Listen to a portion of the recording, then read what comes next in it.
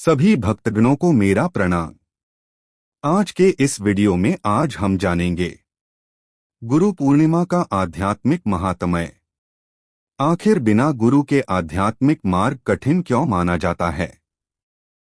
इस वर्ष 2026 में गुरु पूर्णिमा बुधवार 29 जुलाई को मनाई जाएगी।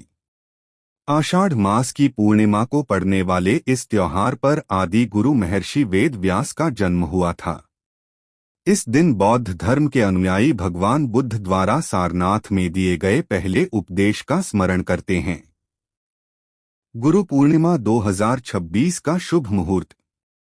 पूर्णिमा तिथि आरंभ होगी 28 जुलाई 2026 शाम 6:18 बजे। पूर्णिमा तिथि समाप्त होगी 29 जुलाई 2026 रात 8:05 बजे। पूजा का शुभ समय 29 जुलाई सुबह 5:41 से 9:05 बजे तक। अब चलते हैं आगे की यात्रा पर। भारतीय आध्यात्मिक परंपरा में यह मान्यता है कि आत्मज्ञान केवल पुस्तकीय ज्ञान से प्राप्त नहीं होता। साधना, मंत्र, ध्यान, योग और ब्रह्म विद्या की सही विधि गुरु के माध्यम से ही समझी जाती है। सनातन परंपरा में गुरु पूर्णिमा का पर्व गुरु और शिष्य के पवित्र संबंध का उत्सव माना जाता है। शास्त्रों में गुरु को वह तत्व बताया गया है जो साधक को अज्ञान के अंधकार से ज्ञान के प्रकाश की ओर ले जाता है। आध्यात्मिक मार्ग को अत्यंत सूक्ष्म और गूढ़ माना गया है, इसलिए वेद, उपनिषद, गीता और पुराणों में बार बार यह कहा गया है कि बिना गुरु के इस मार्ग पर आगे बढ़ना कठिन हो जाता है। गुरु पूर्णिमा के अवसर पर महर्षि वेदव्यास का स्मरण करते हुए गुरु की आवश्यकता और शास्त्रीय महत्व का विशेष रूप से वर्णन किया जाता है। भारतीय आध्यात्मिक परंपरा में यह मान्यता है कि आत्मज्ञान केवल पुस्तकीय ज्ञान से प्राप्त नहीं होता। साधना, मंत्र, ध्यान, योग और ब्रह्म विद्या की सही विधि गुरु के माध्यम से ही समझी जाती है। इसी कारण गुरु पूर्णिमा पर शिष्य अपने गुरु के प्रति श्रद्धा व्यक्त करते हैं और उनसे आध्यात्मिक मार्गदर्शन की प्रार्थना करते हैं। गीता में कहा गया है, गुकारस्त्वंधकारो हि रुकारस्तेज उच्यते, अज्ञानग्रासकं ब्रह्मा गुरुरेव न संशयः। अर्थात गु अंधकार का और रू प्रकाश का प्रतीक है। जो अज्ञानरूपी अंधकार का नाश कर ज्ञानरूपी प्रकाश प्रदान करे वही गुरु है। मुंडक उपनिषद में स्पष्ट निर्देश दिया गया है कि जो साधक ब्रह्म विद्या को जानना चाहता है उसे श्रद्धा और विनम्रता के साथ गुरु के पास जाना चाहिए। उपनिषद का प्रसिद्ध वाक्य है, तद्विज्ञानार्थं स गुरुमेवाभिगच्छेत्। यहाँ गुरुमेव शब्द विशेष महत्व रखता है, जिसका अर्थ है कि ब्रह्म ज्ञान की प्राप्ति के लिए गुरु के पास जाना आवश्यक माना गया है। बिना गुरु के मार्ग कठिन कहा गया है। आध्यात्मिक साधना में अनेक स्तर होते हैं। मंत्र दीक्षा, ध्यान की विधि, प्राणायाम का नियंत्रण, चित्त की एकाग्रता, समाधि की अवस्थाएं और आत्मतत्व का बोध। शास्त्रों के अनुसार इन विषयों को केवल पढ़ लेने से उनका वास्तविक अनुभव नहीं होता। गुरु साधक की स्थिति के अनुसार उचित साधना का निर्देश देते हैं और उसे भ्रम से बचाते हैं।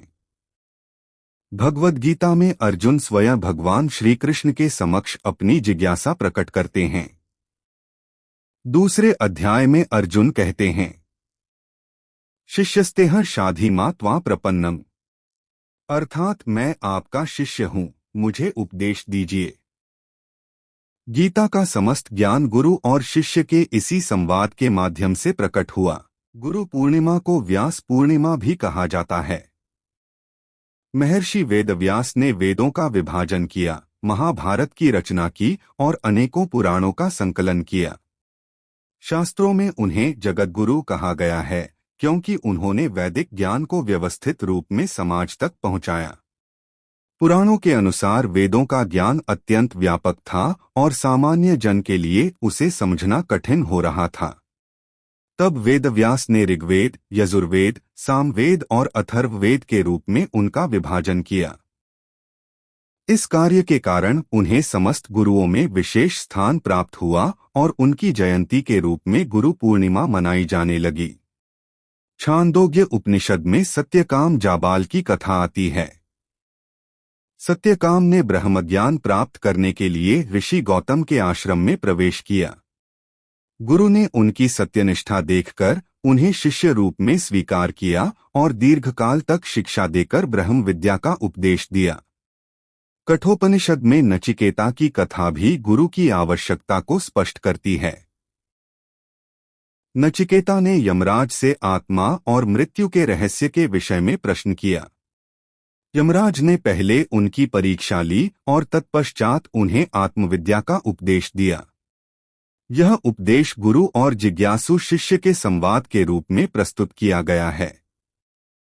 तंत्र और आगम ग्रंथों में मंत्र को अत्यंत शक्तिशाली माना गया है।